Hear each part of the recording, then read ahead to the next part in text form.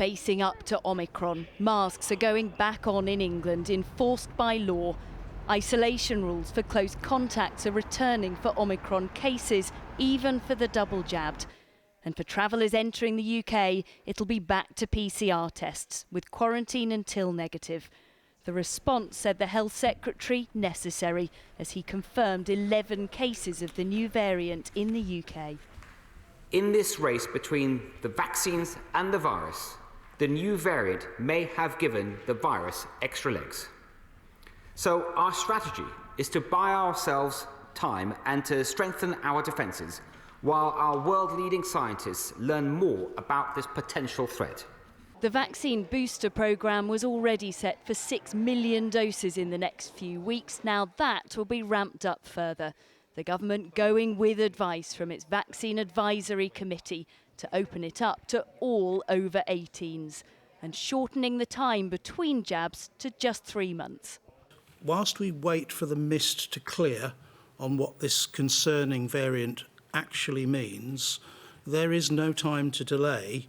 It's our opportunity to get ahead, and vaccine boosting is the thing we can do most easily. Meanwhile, track and trace continues at speed. Students and staff at this primary school in Brentwood in Essex are being tested. So are diners from this fast food restaurant. And this map shows what tracers are up against. As well as Essex, there's been 1 case confirmed in Nottingham and a 3rd in Westminster. That person has now left the country. In Scotland, 4 cases of Omicron have been identified in Lanarkshire and 2 in Greater Glasgow. Some of those have not travelled abroad, which suggests community transmission has happened. This afternoon, 2 more cases were confirmed in London and others will emerge. I think it's always best to be cautious. It's better to be proactive rather than reactive, isn't it? I just think that we was waiting for it to happen, really. I think people have got quite lax.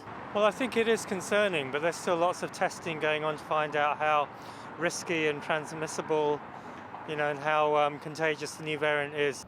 When it comes to travel, the Scottish and Welsh leaders have written to the Prime Minister. 1 negative PCR test for arrivals, they say, isn't enough. We're proposing a tougher 4 nations approach to travel restrictions at this stage that would see people arriving in the UK from overseas asked to self-isolate for 8 days.